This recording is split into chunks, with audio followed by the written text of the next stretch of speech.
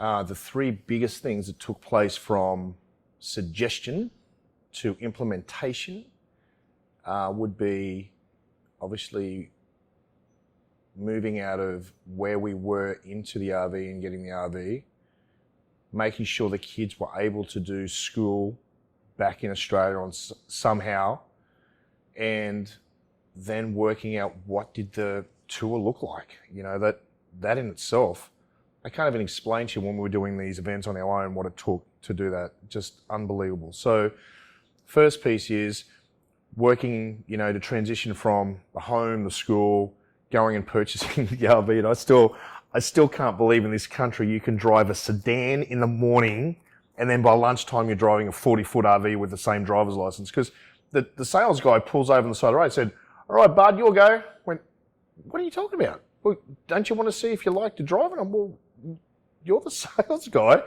You got a license, right?" So I've got a car license. That's all you need. That's all you need in Florida. Oh my God. So here I am 30 seconds later driving this 40-foot RV. I couldn't believe I transitioned from a sedan to a 40-foot RV. No training, no license, no nothing. It's still insane to me to this day. So that in itself, when we chose the RV, we've had a hell of amount of problems with the RV, but that's a really different story for a different day. But getting into the RV, this is a huge component of what nearly stopped the tour in its tracks. The transit van that the Big Blue Dog sits on now, because when I was going through the buyback, I took the dog from a trailer to the transit van, all custom made to duplicate from. That transit van was the first time in 2015 that it was here in the US. It's been in Europe for 40 years. It didn't have a tow kit. It didn't have something that you could actually tow with an A-frame. So we didn't think of this until after we'd bought the RV. Without towing that with an A-frame, it couldn't have been possible putting it on the back of a trailer, but we still went and had a look for trailers. So this is what happened. We go to get the parts. They look it up. They tell us they didn't make the parts for it because it's a new vehicle in the US. And we then went looking for a trailer. The trailer was going to take a month to build because of the size of the Big Blue Dog, which meant we had to wait another 3 weeks before we could leave. Rachel was already done by this time to get out on the road to get this trip over and done with, pretty much. Like I said, I had to act fast. So in the 11th hour, I ring up Kevin Harrington and I said, I've got a problem. I didn't think for a second that I wouldn't be able to tow this vehicle behind us. I can't use an A-frame. It doesn't have the pieces. So he made a phone call to someone in Ford. They rang me and they said, "Have you thought of after parts?" I said, "I don't even know what that means." He said, "It's when you actually do something to the vehicle after you've bought it."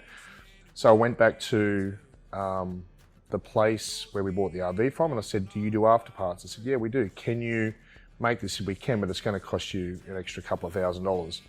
So on the 11th hour, they got the dog, the We Call the Dog, which is on the van, and they made these special parts to be able to tow with an A-frame. That, I swear to God, nearly stopped us from doing it. We got this 40-foot RV we're going to have to trade back in because we couldn't have towed it behind the bus. So that's just me though. That's one of those things of just making sure that if we say we're going to do it, it's going to get done. I don't even know how it happens, but it gets done. That was like, I was with my operational manager. He's even said, "There's nothing we can do." He said, I'll follow you around the country if you like. But yeah, well, that's going to work. So the second part was we flew back to Australia to get our visa sorted, and we went and saw Long Reach,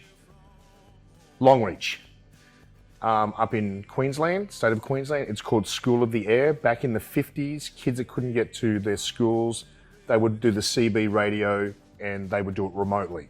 So this program still exists today, and if this wasn't going to work for me, I wasn't going to do the trip either. But I knew it would, because who wouldn't want to have 3 kids that are Australian in America traveling across the country doing school back to their school? So we had this big meeting. There were 6 of us in the room, vice principal and math and English and whoever was there. And then in the end, the vice principal, she was a lady, who's gone, "I'm just sorry, we just cannot do this. You're traveling across America and you've got access to schools. The story and everything sounds great, but we won't be at any areas for school longer than a week or two. It just doesn't make any sense. He said, oh wait, I'll go and get whatever his name was, the principal. The principal comes in, I tell him our story and he was like, this is fantastic here, folks. We'd love you to have you on board. This is one of the best things I've ever heard. So before you know it, straight in curriculum. So now we've got the second piece. The third one was, how do we create it? What is the plan? 50 states and 150 cities? What do we do? So a really good friend of ours helped us with the early day planning and a few contacts and working out how it worked. And there's this saying that I love to say is that if you want to make God laugh, tell him your plan. And the plan that we had then to where the plan is now, it's night and day. Doesn't even exist from where it was to where it is today. So they were the three things that were the major components of this tour even starting, let alone getting off the ground.